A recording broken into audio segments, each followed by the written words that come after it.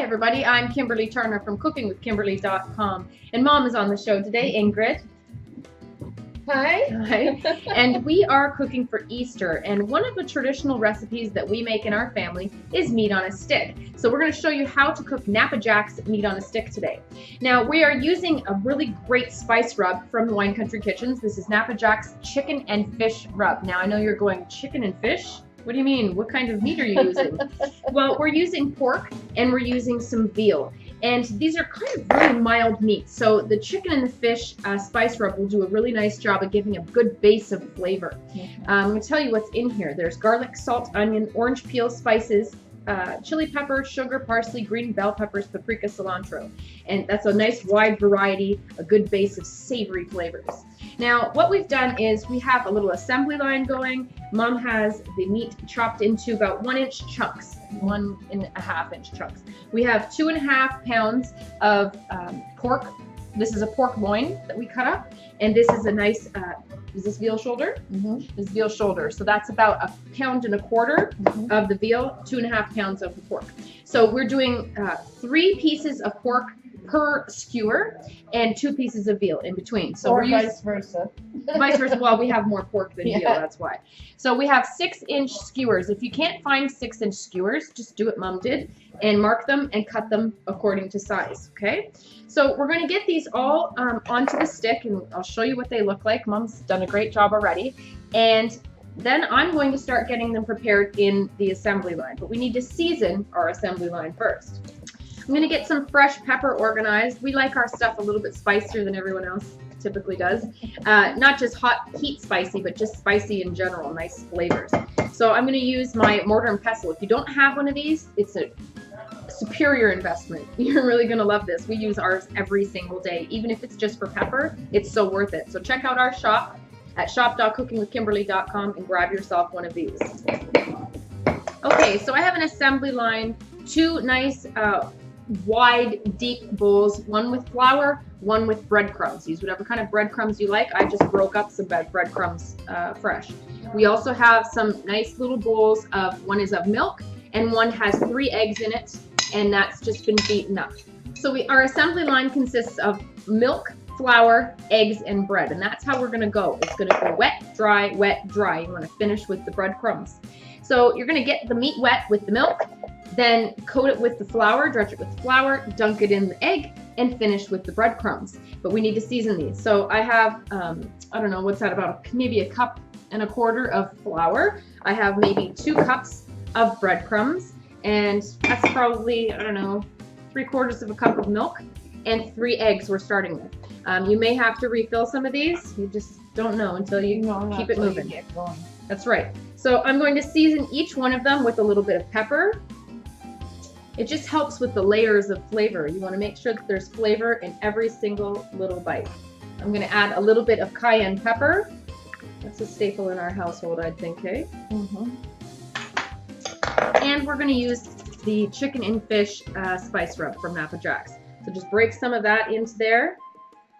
Maybe a good teaspoon, I'd say, into the flour and the crumbs. And a pinch in the milk and the eggs. So stir that through. You want to make sure that everything is evenly combined. So once you're set up, it's always handy to have more than one person doing them. It just makes things so much quicker. Mom already almost has a whole plate for me. So I'm going to get going. Make sure you have another plate to put the breaded ones on, and you're also going to need a nice baking dish to finish them off. We're going to pan fry them and then finish them in the oven. So let's get going. We're going to dip it in the milk, into the flour, shake off any excess, dunk that into the eggs, and coat them in breadcrumbs. It's a labor of love. It is, but it's so worth it. It's worth it. They're so good. So there you go. That's what we have going on here. So meat on a stick, ready to go. And rinse and repeat with however many you're going to get. It looks like we're going to get maybe 3 dozen of these or so. So I guess you'll see us when I'm done all of these. Well, so Grandma Turner made these, my Ukrainian grandmother. The German one didn't, surprisingly enough. But seems like something Grandma Casper would But then when I met Dad, And I started making them, then some of my sisters started making them. Oh, too. yeah? Yes. So Okay. then I would make them for Grandma because she liked them. Yeah, well, what's Yeah. not to like? What I try to do is I try and use one hand for the dry stuff and one hand for the wet stuff. Otherwise, you're going to get a big giant finger that looks like the meat on a stick. And when you dredge them in the breadcrumbs, you're going to, after you dredge them, you're going to grab some more breadcrumbs and really press them on there all around. Otherwise, you lose too much in the pan, and then you don't have a nice coating, and that's the whole point. And then just shake that off, a little bit excess. If you see that you're running out of any one of these assembly line ingredients, just go on and mix yourself another batch. Make sure that egg really gets stuck to that flour. Yeah, it tends to want to just slide off, so you have to encourage it. It's kind of like a piggyback, you know. It's the wet helps the dry attach, and then you have to get it wet again to get more dry attached. So I used to sprinkle the mixture with another sprinkling of garlic, but today we're not adding the garlic. And I would also put garlic into the pan. But if you are a garlic lover, by all means do, because you'll love that flavor. absolutely. But we do have onion and garlic in that little rub. Yeah, there's a bit in there. Okay, so we got 28 so far. I'm still doing the last couple, but I do have a whole plate ready for Mom. We're preheating the frying pan with, I don't know, maybe quarter of an inch of vegetable oil. You can use any oil of your choice, but preheat the oil. You want to make sure that it's sizzling before you start putting things in there. Yes. Also, we're going to preheat the oven to about 350 degrees. Yes. And we've got our roasting pan next to the frying pan. I'm going to finish this up, and Mom's going to start frying them. Yep. I remember when I was young, Mom would do pounds and pounds and pounds of We these. do about 10 pounds of pork and 10 pounds of veal. And then if it was a special occasion, I'd do 20 pounds of each. Wow. So we would have the meal, and then we'd have leftovers out, and then Mom would have trays of them in the freezer because these freeze beautifully. Yes. Beautifully. So you can do whatever you like, use as much as you want. I've had to refill my flour. I added one more egg, and I've had to refill my breadcrumbs the most. So I would say you're going to need about 4 cups of breadcrumbs altogether, at least, for this amount of meat. Don't they look nice? Look, oh, look, how pretty. I guess I should show them closer. There you go. So they're ready to be fried up. And you want to brown them on all sides. Yeah. So this is what we have going on. Mom's nearly done. You want them browned on all sides. These look awesome, Mom. Look at that. Ooh-wee, gorgeous. So you want to make sure you don't overcrowd the pan, but you can put 7 or 8 in there at a time. And that's it. So we've preheated the oven to 350 degrees. We're going to make 2 layers of these guys. And you'll see us when we're ready to put the whole thing in. Now, Mom is nearly done in the frying pan. So what I'm going to do is, I hate wasting ingredients. And if you've ever been to university and you've been a starving college student, you might have learned this. So anything that I use to create this meat on a stick assembly line, I'm going to combine all together in a bowl. And I'm going to kind of eyeball. This is an eyeballed recipe. And I'm going to make some pancakes. They're going to be savory pancakes. You can eat them alongside, just like you would a bread. So I'm going to add the egg and the milk to the flour and the breadcrumbs. It's already seasoned. I don't really need to season it much more than that. I'm going to stir all that together with about 3/4 of a teaspoon of baking powder. You want them to kind of puff up in your pan like pancakes would. And stir that all together, and then you're going to assess your consistency based upon what you have left. Everyone's going to have a different amount. So I guess this is a bonus recipe, Mom. Yeah. These would be Napa Jack's pancakes. Savory pancakes. These are expensive times. You gotta save money wherever you can. Hey, it's all good stuff. Now I can see that baking powder is starting to activate, and we'll probably get, I don't know, 3 or 4 out of this. You're looking for the same consistency as pancake batter, so once you're there, you're good to go. If you need to add a little bit more flour to make it a little bit thicker, or if you need to add a little bit more liquid to thin it out a bit, that's all you. And I'm just going to use the hot pan after Mom's done. All right, so these guys are done. They look unbelievable. We have a whole tray. That's So awesome. now What are we gonna do? We're going to add some broth. Okay. Just pour it in where you're Here. not pouring it on top of the stuff. You just want to keep it a little bit moist.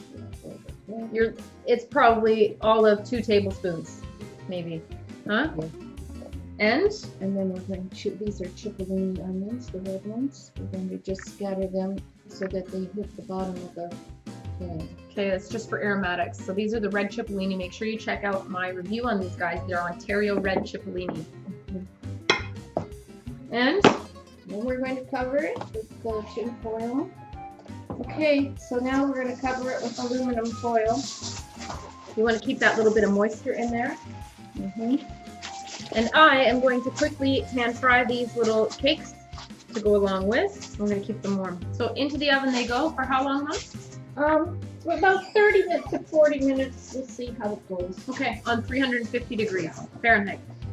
The point here is to make sure that the meat's nice and tender. So that's Yes. going to kind of break it down and cook it down. Right. So that's it.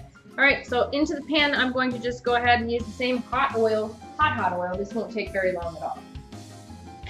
Now these are nearly deep fried, and that's going to be so tasty. So just like a pancake, as soon as you start to see the bubbles coming up and forming, then it's time to flip them over. All right, these are done, and they look beautiful. They're browned up and fried. They've picked up some of those gorgeous spices too. They look great. There you go. Now you can get rid of that oil. So I'm just going to drain them on some paper towels. They're a little bit rustic, nice and browned up. They're going to be fun to eat with everything. Eat them with your hands. They're just like little breads, right? Yeah, you could even dunk them in aioli or something like that. Totally could. And they look beautiful. They smell so good. Oh, Or remoulade. gorgeous. Yeah? Dunked in there. For sure. So I can't wait to eat everything. Yep. These are done. And they smell so good. Boy. Serve these guys up too. Our little pancakes. Open the foil away from you so you don't burn yourself. There you go. Boy, that smells awesome. Heavenly. Mother. Really? Wow. Gotta show these to you guys. All steamy and delicious. Oh, they look so good. Look at that. They are glorious. One of my very favorite things. Oh boy. Let's grab one, yeah? There you go. I'm going to share their plate. Okay. There you go. That looks lovely. We can break bread. Yeah. We'll share that. Cheers. Cheers. Look at that. All browned and beautiful.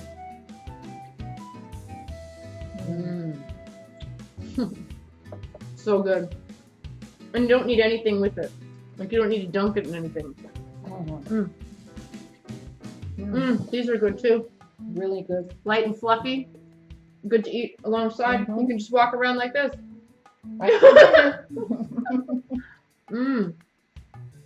Really tasty. That pork and veal are so tender. They are.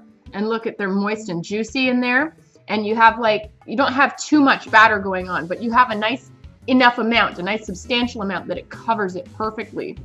Beautiful. And it's not soggy. And I hate soggy meat on stick. Come on.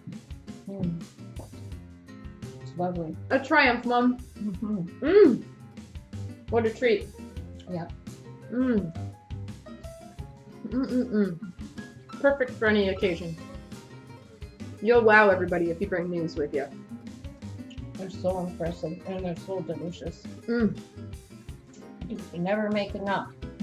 And kids love them because they like anything on a stick. You know, it's easy for them to eat and grab them. Little tiny hands. It's hard to use a knife and fork sometimes. And they freeze very well. You can take them straight from here, put them into your freezer. When you take them out, just put them in like a 250 degree oven to warm up, and you're set to go. The combination between the pork and the veal, it's so amazing. So good. And the seasoning is perfect. Perfect. Well balanced. Just enough salt, just enough pepper, just enough savory little things in there. That's tasty. Yummy, Mom. So good. You did a wonderful job. We did. I'm gonna eat 10 of those. Yeah, that's so good. And these two. Lovely. Absolutely. The reason that I use pork and veal is because if you use beef instead, it won't stay tender in that short of length of time. You have to cook it a long time. I'm confused doing beef, yeah. What if you use steak? Same thing, it's just not as tender as the pork and the veal. Really? That's nice. Absolutely phenomenal meal. Make sure you check out Wine Country Kitchens online at winecountrykitchens.com for this spice rub, and their whole line of spice rubs are extremely versatile. And just because it says chicken and fish, don't be scared to use it on other things. There's no law that says you can't. You just have to use your brain, and if you want something, you know, a little bit tasting like the things that you see on the label with what you're using, go ahead and use it. These are great. Delicious.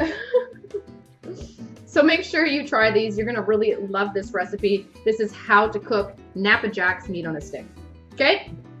Check out Mom's website at ingridturnertoday.com. Follow me on Twitter at cookingwithkime with a capital E. Like the fan page at facebook.com/cookingwithkimberly. My shows are on ifood.tv/cookingwithkimberly, youtube.com/cookingwithkimberly, and you can find me syndicated on Roku. My channel is Cooking with Kimberly. Come to my website at cookingwithkimberly.com and subscribe. Interact with us and let us know what's going down in your culinary world, all right? Be a champion in your kitchen and eat deliciously. Bye. Bye-bye. Awesome, Mom.